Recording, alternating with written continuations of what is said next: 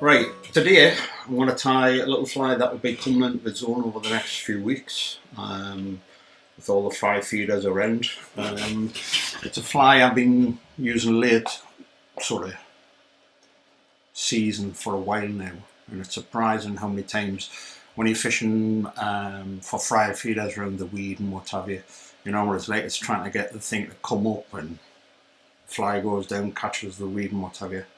So anyway, this is my pattern for it. I use a Hanek 266 for this. So I'll get started. Get my eyes on. Right, black thread, black UTC. I think I use black for everything, or is that because I left it on the bench last night? Not me. Sparkle.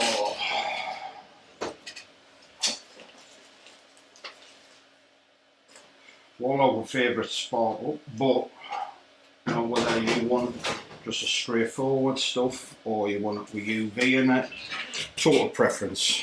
I've just grabbed what I could out the drawer there. So take a decent hang of it. And chop it off. Right. Leave a fair bit to go over there.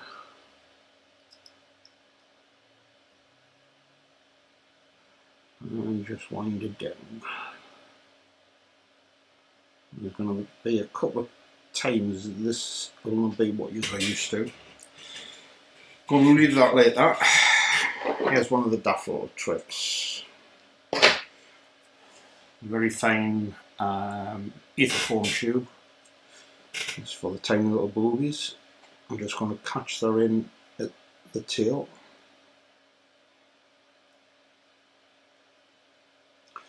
And bring it back up. What I'm going to do is stick some super glue on the body. I'm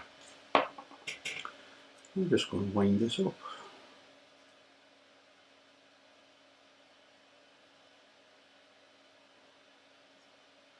Just a little bit different. Gives it that bit more buoyancy, especially when you're over the top of the weeds.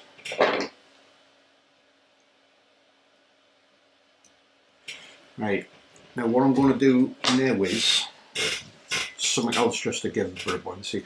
I get these cords off a good friend of mine, Lawrence Hawley, and it's brilliant stuff for fly posts and what have you. So I'm going to take a decent punch for that. If ever you get the chance, call into Lawrence's place. It's like an Aladdin's cave. I've been gone for a few years now and you just never know what you're going to find. So double it over and just tie that in. Move it like that. Now pull the wing over.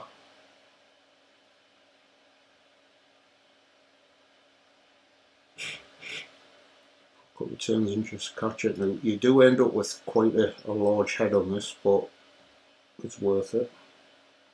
Just flatten it a little bit with your nail.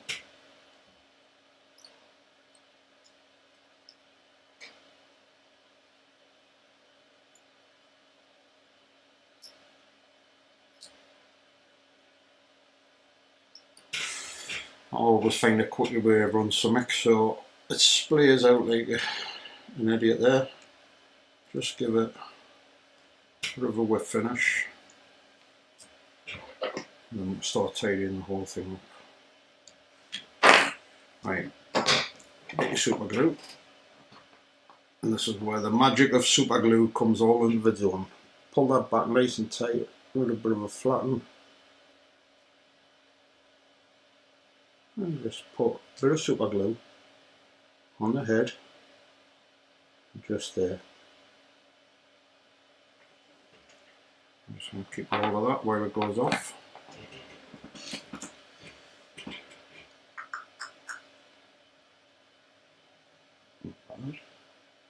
Get that. Touch more super glue.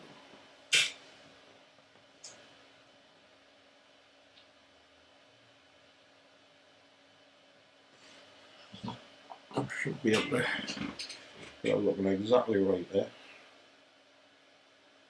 Just keep nice and tight a hole for it. There you go. Right. There's a look in there. Just going to pull that back and I'm going to cut that off on a fairly steep angle.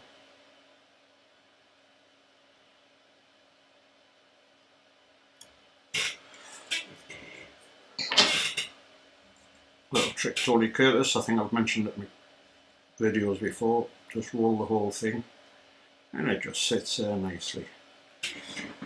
Right, when you fish that, if you've got nymphs above it, say it's on a floating line, washing line, and you're fishing for fish over the weeds, fry feeders and what have you, you can have a couple of dials above it, they're on the point, and the good thing is it doesn't sink that much.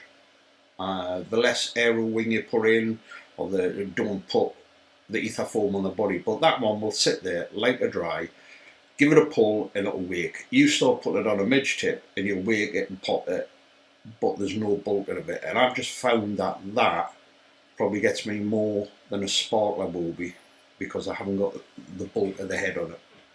Give it a try, it's definitely worth a try. Okay.